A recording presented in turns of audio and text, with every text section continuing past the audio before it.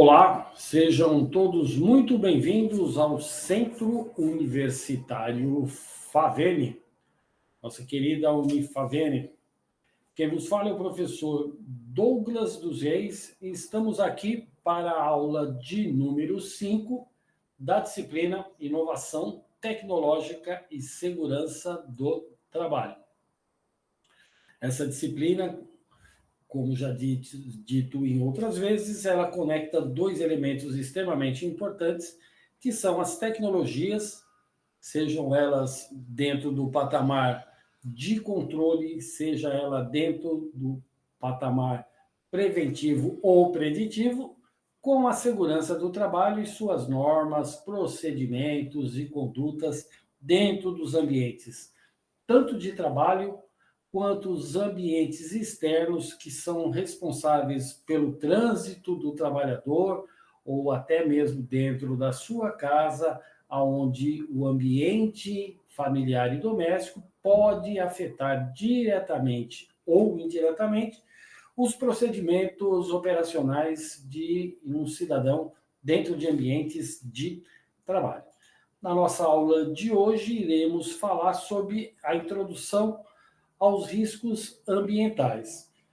Uma coisa que eu acho que é importante sabermos logo nesse primeiro slide técnico do nosso tema é que alguns riscos vêm criando e vêm crescendo de uma certa forma extremamente exponencial quando se trata aos modelos de operação, processos e manufaturas que a gente encontra dentro das possibilidades e das potencialidades do mercado de trabalho. Se nós pensarmos que em alguns anos atrás não seria comum falarmos em riscos ambientais e somente em riscos com afastamento, hoje a gente tem uma visão muito ampla que quando se trata de risco, ele é encarado dentro das sociedades modernas, dentro dos modelos de gestão e os modelos corporativos sérios e bem estruturados de uma forma muito mais ampla. Então, os riscos ambientais é um desses segmentos que vem crescendo de uma certa forma vertiginosamente nesse sentido. Vamos fazer uma introdução sobre o processo para que a gente possa entender melhor do que a gente vai tratar na aula de hoje. Aqui tem um parágrafo que eu acho importante para nós abrirmos uma reflexão. A necessidade de proteger a saúde dos trabalhadores contra agentes químicos, físicos, biológicos e contra acidentes e problemas ergonômicos é de extrema importância para o empregador. Aqui a gente consegue, já nesse parágrafo, ver o quanto se tem evoluído, quanto se tem crescido no aspecto do que a gente considera como riscos ambientais e riscos à saúde. Quando nós falamos em agentes químicos, físicos, biológicos, ergonômicos, a gente está, de uma certa forma, abrangendo todas as potencialidades que você pode ter ou que você pode passar dentro dos processos de produção propriamente dito, no ambiente de trabalho, dentro das situações que você pode estar vivendo ou convivendo no trajeto até o seu ambiente de trabalho e até mesmo dentro do seu lar, dentro da sua casa. Então, olha o quanto se evolui na compreensão desses elementos. Se nós fazermos uma reflexão de como os conceitos de segurança do trabalho nasceram e como eles eram tratados até o século passado, a gente vai perceber que efetivamente esses elementos eram elementos de uma certa forma até inaceitáveis sob o ponto de vista do empregador. Não tinha como o empregador vivenciar e ver tudo isso dentro desse ambiente. Quando se falava de agentes químicos, físicos, biológicos, existia-se toda uma proteção para o mundo corporativista nesse sentido. E aí a gente consegue efetivamente ver o quanto isso tem avançado. E vamos entender sobre os aspectos de lei, sobre os aspectos legais. Para isso é preciso adotar medidas preventivas de controles de engenharia. Como a gente consegue fazer esse tipo de controle? Como que a gente consegue minimizar isso daí?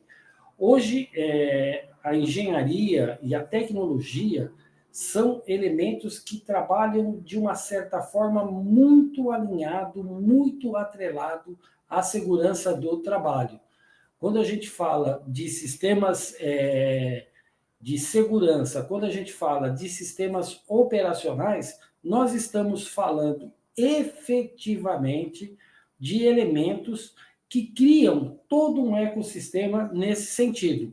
Tudo que é importante, tudo que é relevante no aspecto de desenvolvimento é tratado dentro dessa área. Então, falarmos de segurança do trabalho, sem falarmos de tecnologia, sem falarmos de engenharia, é praticamente inadmissível.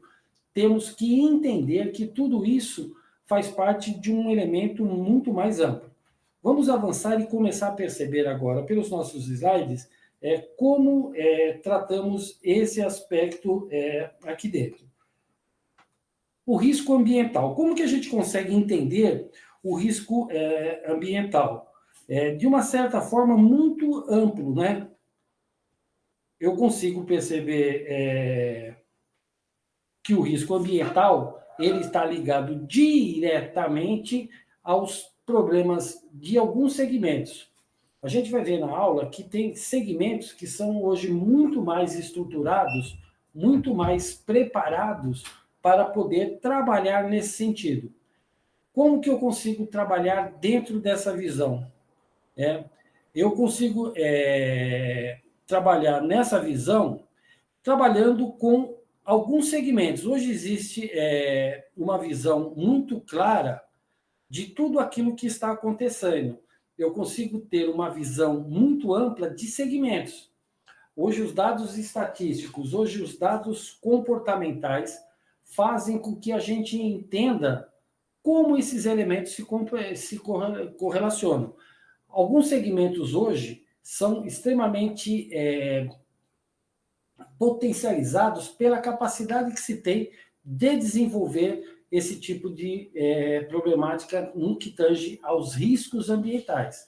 Quais setores são esses? Indústria, agricultura, a construção civil, né? As oficinas mecânicas, hospitais, ou seja, quando eu começo a tratar de forma segmentada tudo isso que está acontecendo, tudo isso que vem sendo desenvolvido, eu consigo ter uma estratégia de contenção muito mais eficaz, muito mais dinâmica. É essa estratégia de contenção que vai fazer com que eu consiga efetivamente sucesso e reduzir os níveis de acidente de trabalho. Nós vamos ver alguns estudos específicos dentro desses setores e vocês vão chegar a essa conclusão juntamente comigo. Riscos ambientais. Então, como que eu faço essa preservação de segurança e qualidade de vida do trabalhador? A gente tem trabalhado muito forte no que a gente entende que é a mudança de mindset, ou seja, a mudança de cabeça do que efetivamente os riscos ambientais impactam dentro de um contexto muito mais amplo, muito mais global para o trabalhador. Não podemos imaginar e não podemos considerar que um risco ambiental ele está simplesmente concentrado somente dentro da área de trabalho.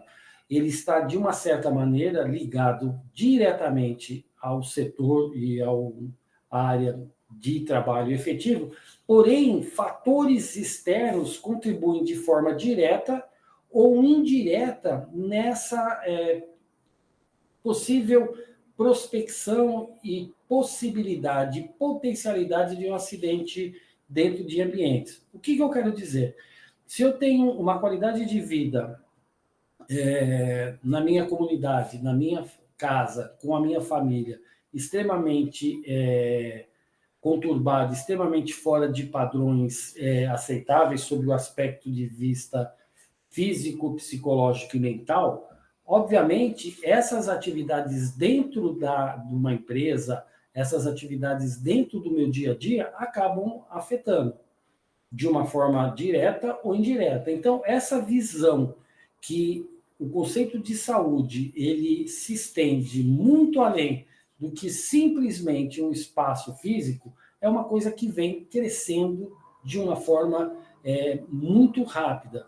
Países que não contavam, e às vezes nem contam com legislações efetivas sobre o aspecto de vista da seguridade trabalhista, tem uma sensibilização e um comportamento extremamente humano quando você vive essas situações.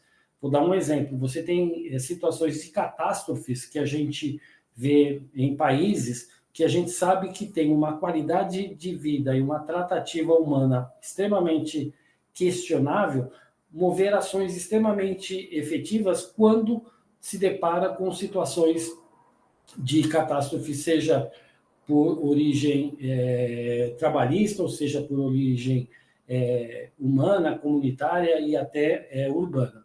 Então, como que a gente consegue fazer? A relação entre saúde e trabalho foi prejudicado pela ausência de políticas de investimento na área. É aquilo que a gente disse. Quando eu tenho os processos de industrialização, quando eu tenho os processos de crescimento, eu tenho que ter investimento. Se eu não invisto sobre o aspecto de recursos financeiros, sobre o aspecto de tecnologia, como nós já dissemos no começo da aula, sobre o aspecto de uma visão mais ampla de tudo aquilo que está acontecendo, efetivamente a gente começa a fazer um processo que a gente chama de enxugar gelo, né? Eu tenho um risco aqui, eu tenho um acidente ali, eu vou lá, faço uma ação de contenção, esse acidente volta a acontecer de forma cíclica, eu continuo fazendo ações de contenção e efetivamente eu não trabalho na causa raiz. Então, se eu não tenho investimento, se eu não tenho procedimentos muito bem estruturados nesse sentido, fica muito complicado eu ter políticas públicas de investimento. Então, aí os processos de industrialização me possibilitam esse crescimento no aspecto de uma estratégia mais sustentável, numa estratégia mais robusta na causa raiz, para que eu não volte a ter esse mesmo problema dentro de um ciclo quase que vicioso. Então, a introdução das empresas, dos processos de industrialização, ajudam muito na, certa forma, na erradicação de tudo isso que está acontecendo. Condições de trabalho eram inadequadas e a saúde dos colaboradores sofria consequências indesejadas. Aonde você via esse conceito muito claro? Principalmente no início do século passado. Eu tinha dois elementos que, de uma certa forma, trabalhavam para que esse cenário ocorresse. Primeiro, os processos de manufatura, os processos de produção, eles eram extremamente ou manuais ou mecanizados. Para o aspecto de segurança, os processos mecanizados são muito problemáticos, porque a mecanização ela é um processo que une dispositivos e equipamentos manuais e operadores manuseando esses dispositivos. Essa combinação, dispositivos e componentes manuais e o ser humano fazendo a manipulação, é uma combinação extremamente perigosa no que se diz a respeito aos aspectos de segurança e de risco. Se eu não tiver um equacionamento muito bem feito desses dois elementos sob o aspecto de protecionismo para falha, tanto de máquina quanto de ser humano, através de treinamentos, através de sensibilização e coisas nesse sentido, eu vou ter um problema muito sério nesse sentido. Então, esse cenário era extremamente propício para todo o desencadeamento das ações e das situações de fatalidade que se tinha no começo. A partir do momento que eu tenho máquinas e equipamentos mais equacionados, máquinas e equipamentos mais preparados, a tecnologia falando mais alta, os modelos de gestão se integrando com práticas e normas regulamentadoras, tudo isso vai criando um cenário extremamente positivo. Então, a partir desse momento, eu começo a criar regras, procedimentos e metodologias que me ajudam em muito o aspecto de funcionalidade, que me ajudam em muito o aspecto de consistência e consolidação das melhores práticas de trabalho. Vamos criar uma aula um pouco mais dinâmica e eu vou mostrar para vocês como funciona alguns elementos que eu tinha no passado. Então, quando você fala de mecanização, quando você fala de processos manuais, eu tenho um elemento físico que está extremamente associado a esse processo.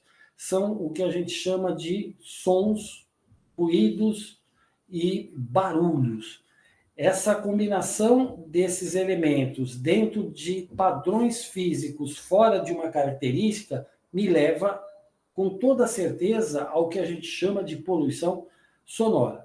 Então, eu fiz uma definição do que é poluição sonora, né? Então, poluição sonora ocorre quando se altera as condições normais de audição, ou seja, eu tenho uma pessoa e eu estou inserindo essa pessoa num ambiente extremamente preocupante sobre o aspecto de vibração, né? Sobre o aspecto de condição de trabalho. A partir desse momento, eu começo a ter condições e situações completamente adversas, né? Vamos mostrar para vocês através de um simuladorzinho aqui, ó. Eu vou clicar aqui e ele vai me abrir, ó, um simulador. Então, esse aqui é um simulador de ondas, tá? E eu vou mostrar algumas situações aqui, ó. Olha lá. Imagina o seguinte, eu tenho um ser humano, ele está propício a uma situação de variação sonora, eu vou trazer ele aqui para uma condição praticamente zero, ó, que seria um som perfeito entre amplitude e frequência, né? Então, eu tenho esses dois elementos aqui, ó, amplitude e frequência. Então, eu tenho uma condição zero aqui, ou seja, uma condição sem nenhuma transição.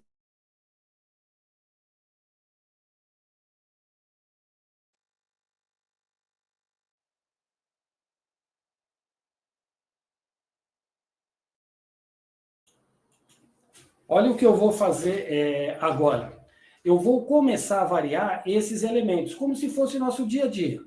Então, ó, olha o que acontece se eu trabalhar só amplitude. Ó. Eu vou trabalhando a amplitude, eu vou tendo um impacto auditivo mais ameno. Por quê? Porque minha frequência é muito baixa. Então, são ondas que elas vão sendo, de uma certa forma, ó, olha, absolvida. Olha como eu consigo perceber essa variação. Então, imagina uma máquina que trabalha numa condição extremamente sob um controle de decibéis. Olha lá. Olha que eu começo por essa máquina para aumentar a sua produtividade. Lembre-se que eu disse de sistemas mecanizados, são sistemas que têm essa característica. Olha o que acontece. Ó, eu vou aumentar a frequência dessa máquina de trabalho. Ó. Olha como a frequência de onda se torna cada vez mais curta. E olha o impacto que eu começo a ter na área auricular. Ó. E conforme eu vou aumentando, ó, maior é esse impacto. Então, a frequência aumentando e a amplitude também, ó, eu passo a ter praticamente um impacto quase que constante de curta duração nas áreas auriculares. Esse era um processo e uma condição muito comum na época da industrialização, da mecanização. Você não tinha elementos para poder mudar. Qual foi a grande mudança aqui? Eu vou fazer um outro ensaio aqui, ó. Você vai conseguir ver também sobre alguns outros aspectos. Imagina eu crescendo a minha produção, crescendo os meus processos fabris, e de vez uma máquina eu passo a ter duas máquinas. Olha o impacto que eu tenho sobre a região, né, auricular. Olha lá. Olha lá.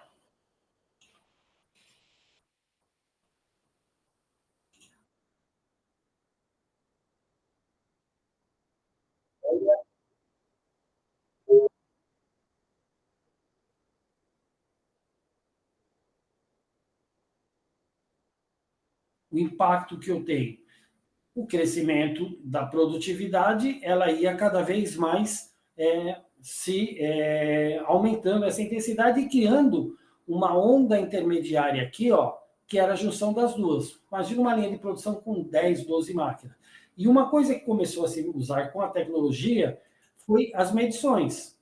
Então, eu começo a medir, ó, para uma frequência, um exemplo, eu determino uma frequência de uma máquina de trabalho de 700 Hz, numa amplitude de mais ou menos 0,4. Olha até onde eu tenho um impacto efetivo da minha sonoridade. Ó. A 3,5 metros eu ainda tenho impacto que causa danos ao processo auricular. O que as empresas começaram a fazer? Desenvolver os chamados EPIs, equipamentos de proteção individual associado a normas. Então, qual é a condição aceitável de frequência e amplitude que um ser humano estaria sujeito? Isso só foi possível, voltando agora para o nosso slide, graças às tecnologias que a gente vem desenvolvendo, as tecnologias que vêm sendo trabalhadas dentro desses processos. Se a gente não tem essas tecnologias hoje trabalhadas, eu não teria como chegar nessa condição. Então, esse é um exemplo típico de como nós associamos a tecnologia à engenharia, através desses simuladores, para definir parâmetros para que a norma possa trabalhar de forma efetiva na contenção e na eliminação dessas possíveis falhas. É claro que a tecnologia inserida dentro das máquinas e equipamentos também ajudaram bastante. Hoje, o próprio fabricante de máquina, quando desenvolve equipamentos, ele está sujeito e ele monitorado, ele é auditado para que as suas máquinas tenham um nível também de geração de ruído muito baixo, para que eu não tenha que colocar toda a responsabilidade e todo o compromisso de contenção e de prevenção nos EPIs, e sim uma combinação de máquinas menos barulhentas com EPIs associados. Esse é o conjunto ideal disso que nós estamos falando. Então, com o passar dos anos, preocupações com segurança e saúde dos colaboradores foram tornando cada vez mais relevantes, até que se chega um momento que eu tenho uma seguinte compreensão. Poxa, esse tipo de problema, ele não é um problema pontual, ele não é um problema que ocorre numa máquina especificamente, ele não é um problema que ocorre num segmento especificamente, ele ocorre de forma sistêmica dentro de um campo de atuação muito mais amplo. Poxa, a partir do momento que eu começo a ter incidências de processos de falha ou de anomalia ou de patologias ligadas à segurança dentro de uma área cada vez maior, eu começo a entender que algumas medidas para compreensão e para contenção de tudo isso se faz necessário. E uma delas é a criação do que a gente chama de segurança e saúde do trabalho, o famoso SST. que ele tem como papel fundamental entender todos esses elementos que estão ao redor dos processos trabalhistas, os processos de locomoção dentro dos ambientes urbanos e corporativos e como funciona toda essa dinâmica dentro de ambientes externos e quanto e como essas dinâmicas e essas anomalias em ambientes externos afetam diretamente ao processo produtivo. Então, eu começo a ter uma compreensão que segurança e saúde tem que ser tratada de uma forma única e de uma forma sistematizada. E aí eu começo a ter uma base política e uma base social estruturada para poder receber informações, catalogar essas informações e criar procedimentos para que essas informações sirvam de elementos de tomada de decisão e, consequentemente, de minimização das falhas e dos acidentes de trabalho no que tange a riscos ambientais. Alguns segmentos foram priorizados dentro dessas estratégias de acordo com aquilo que nós dissemos no começo da aula. De acordo com o segmento urbano, eu tinha uma característica de acidente de trabalho que estava muito ligado ao contexto e ao cenário desse segmento. Lembre-se que eu falei da mecanização, e a mecanização ela tem dois elementos que são extremamente nocivos aos sistemas de controle e que aumenta potencialmente os riscos de acidente, que era dispositivos e máquinas, equipamentos e seres humanos, pessoas. Essa conexão de um em relação ao outro é extremamente nocivo. Só que dentro do ambiente industrial, você tem um outro elemento que faz essas conexões, que faz toda a diferença no resultado final, que é o elemento cultural. O operador que faz essa manipulação mecânica desses dispositivos dentro do ambiente industrial, ele tem uma preparação e uma conscientização sobre o aspecto de segurança, sobre o aspecto de risco, maior do que o trabalhador da construção civil. A construção civil tem esses dois elementos também muito parecidos, a mecanização, através de dispositivos e máquina, o ser humano, e você tem um terceiro elemento aqui, que é a falta de conhecimento, a falta de regras e metodologia e a baixa formação educacional na construção civil faz com que você tenha um outro elemento que potencializa muito esses dois elementos que já por si são extremamente problemáticos. Então, a construção civil ela começou a se tornar um elemento preocupante e ela praticamente foi o marco das grandes modificações no que tange a riscos ambientais e normas de segurança. Então, a construção de edificações apresenta uma variedade de perigos ambientais que se requerem avaliação adequada, isso que eu acabei de definir. Ao empreender projetos de grande escala, com a construção de um viaduto, é essencial dividir processos construtivos em etapas, desde a concepção de projetos até o acabamento, ou seja, o entendimento que você tem uma pessoa que é o pedreiro, né, o empreiteiro, que ele sai fazendo tudo, com uma restrição muito grande no uso de EPIs, seja pelas políticas errôneas dessas empresas, pelo perfil de empresas que são normalmente empresas pequenas, ou em muitas das vezes nem são empresas constituídas, são trabalhos de forma autônoma, todo esse cenário potencializa muito isso.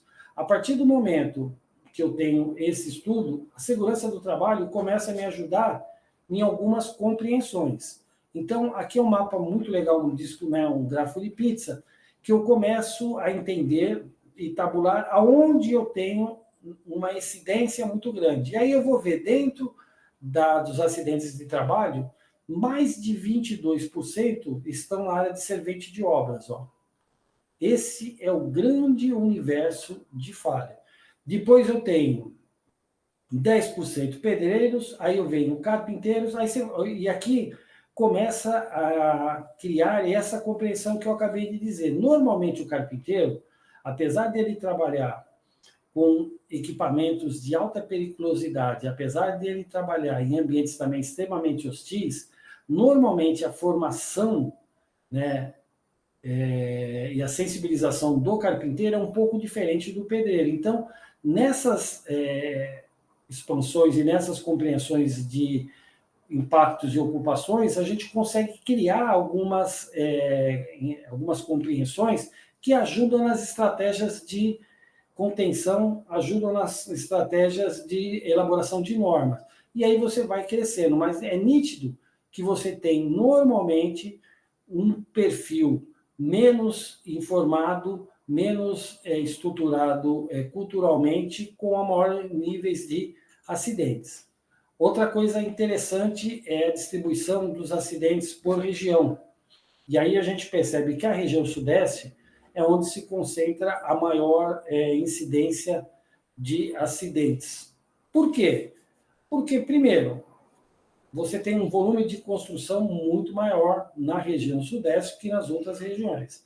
Segundo, o perfil de construção na região sudeste são perfis de construções de alta complexidade. Então, você tem prédios, você tem fábricas, você tem viadutos, você tem estruturas urbanas, ou seja, o perfil de trabalho aqui ele é muito mais propício a acidentes associado ao grande volume de construções.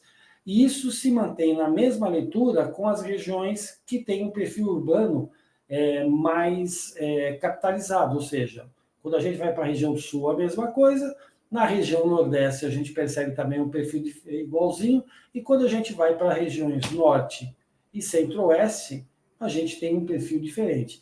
Então, isso me ajuda nas tomadas de decisões. Porém, o que isso é interessante?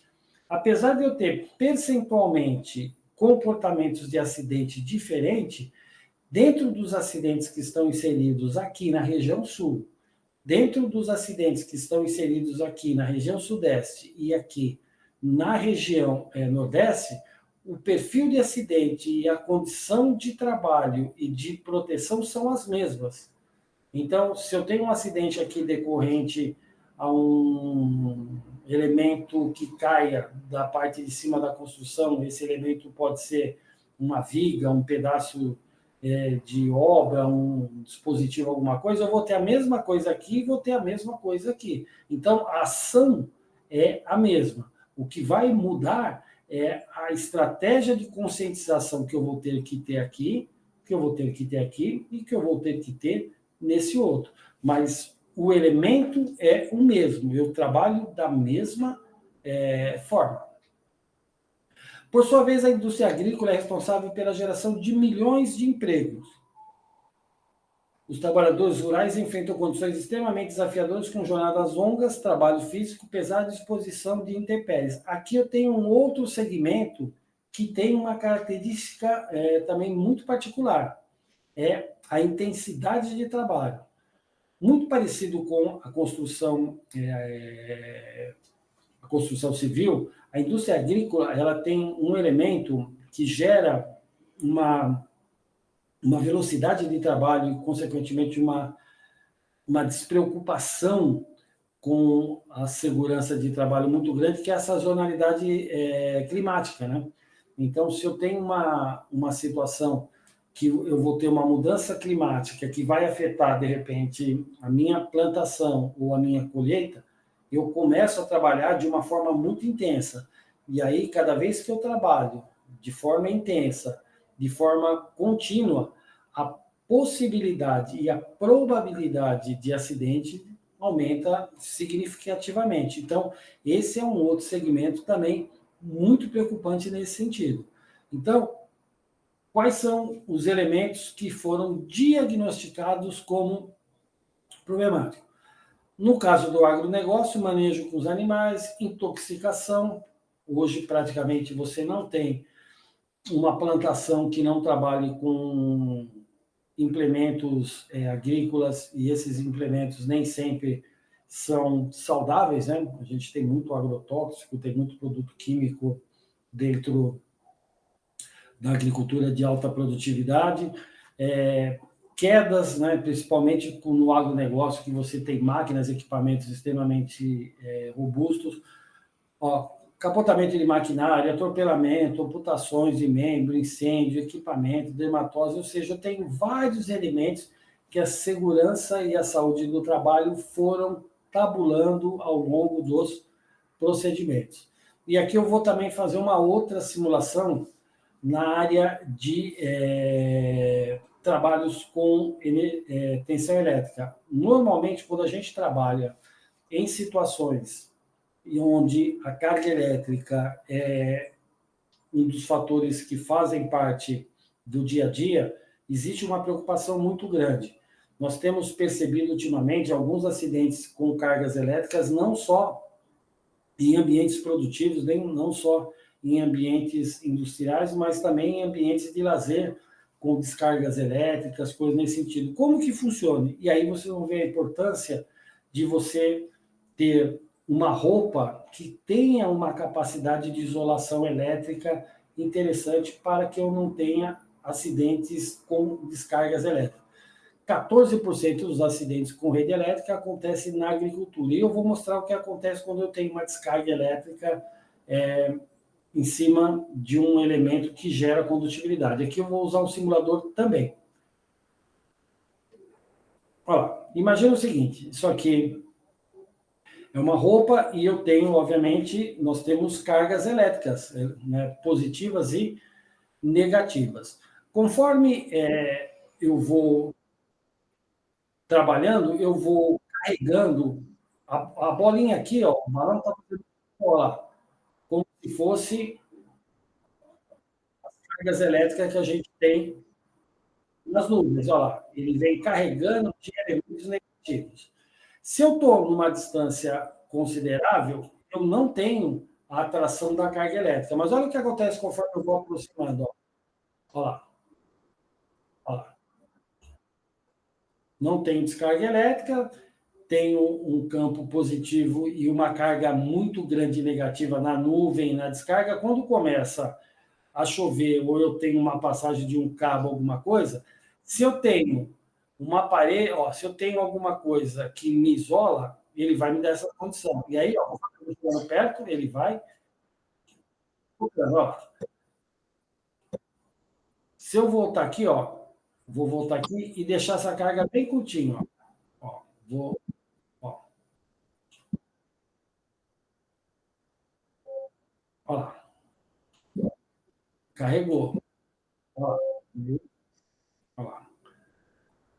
Se eu ver uma certa. Olha lá, como a descarga é bem menor. E olha o que acontece quando eu carrego, ó lá, eletricamente, ó lá, e faço isso aqui, ó. Ó lá. E se eu tirar a parede, ó a descarga acontecendo. O que, que isso significa?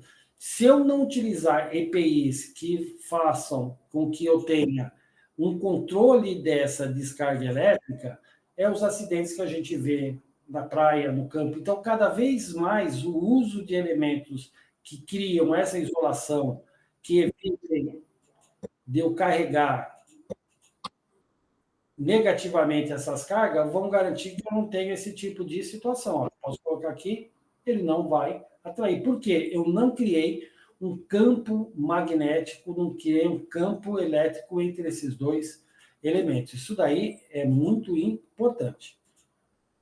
As atividades relacionadas à indústria de construção civil e agricultura são outros setores que devem aderir a esses elementos. O que, que isso me ajudou em termos conclusivos dentro dos processos que nós estamos vivendo? A partir do momento que eu tenho todo esse conhecimento, que eu tenho todas essas evidências que foram geradas pela segurança e saúde no trabalho, eu começo a juntar todos esses caras e crio normas para que todos tenham o mesmo tipo de comportamento. Nesse caso dos riscos ambientais, a NR9, ela é responsável pelo Programa de Prevenção de Riscos Ambientais, também conhecidos como PPRA. Ela é uma norma regulamentadora de 8 de junho de 78, uma das primeiras normas regulamentadoras que a gente tem, chamada de risco ambiental, portaria do Ministério do Trabalho 3.214. Quais são, para fechar, os 5 grupos que ela preconiza em termos de trabalho aqui, ó?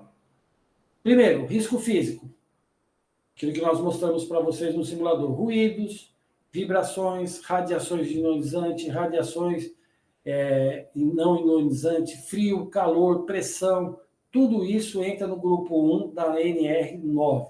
Grupo, riscos químicos: poeira, névoa, fumo, neblina, gases, vapores. As indústrias químicas, petroquímicas entram muito aqui dentro. Risco número 3, que entra dentro da NR9, de acordo com esses estudos e essas evoluções, são os riscos biológicos, né? Então, tudo ligado a vírus, bactéria, protozoários, fungo, parasita, bacilos, e esse tipo de risco cresceu e se tornou extremamente importante e evidente no que a gente passou alguns anos atrás com a Covid, agora passando com a dengue, ou seja, as empresas entendem que esses riscos biológicos influenciam diretamente nos processos produtivos e nos processos de convívio.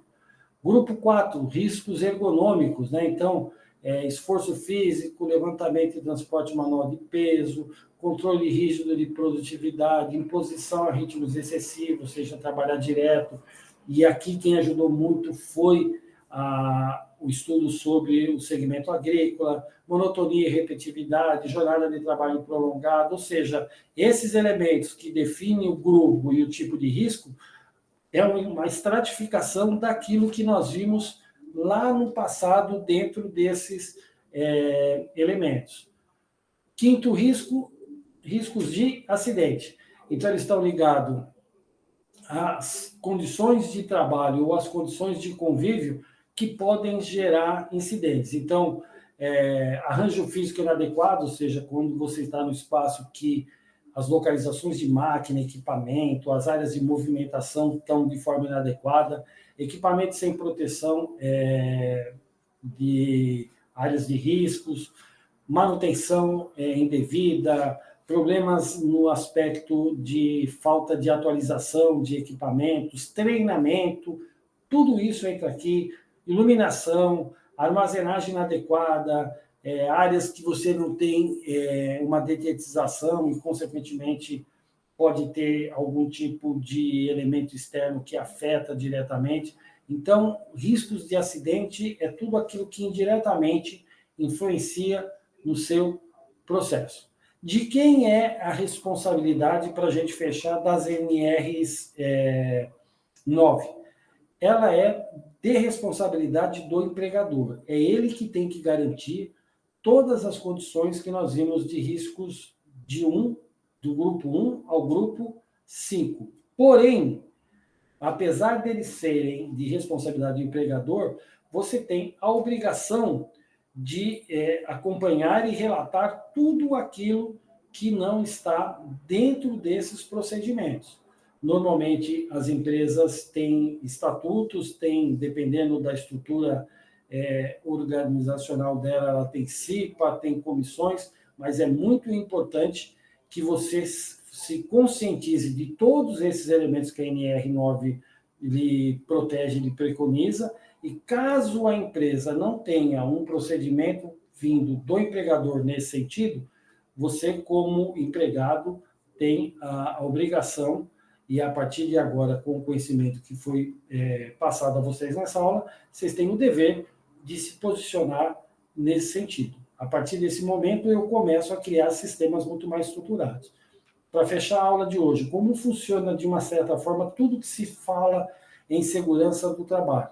Eu tenho procedimentos e processos que podem gerar danos diretos ou indiretos.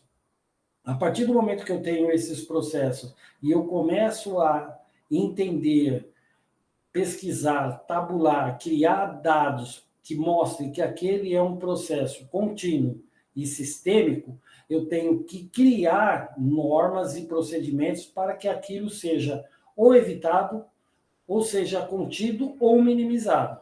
É essa dinâmica desses três elementos que efetivamente a segurança do trabalho busca. Situações inadequadas, estudo e compreensão dessas situações, tabulação dos acontecimentos e das consequências dessas ações e normas e procedimentos de controle para evitar ou minimizar essas ações que foram diagnosticadas. Segurança do trabalho e tecnologia, aula de hoje, NR9 e riscos ambientais. Até a próxima.